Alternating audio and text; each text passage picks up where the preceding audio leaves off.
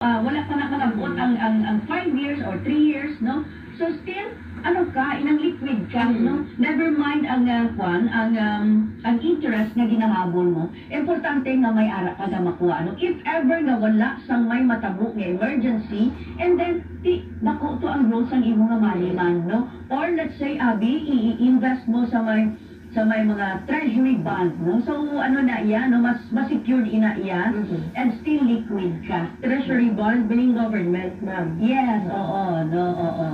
So, of course, no, sa mga treasury bonds ngayon may mga, ano man nga, let's say, 3 years, no? Pero, may mga dividends ka man sa sina. But part of it, pero ang pinaka-basic mo is, ang madali mo ma-access, no? Para mo na sa mga bank deposit, kung wala ka pa disiplina, no, nga, ini for emergency, lang gid ina, no, so kinanglan, ano lang anay, sa passbook lang anay. Para sa mga families naman, paano nila ma-adjust ang ilang, let's say, tanan nag-earn, pero may mga, kung gusto nila yung, ang ipadihan ng family fund, yung emergency fund sa ilang family, nga timbon nila, Ma'am Bing? Yes, oo.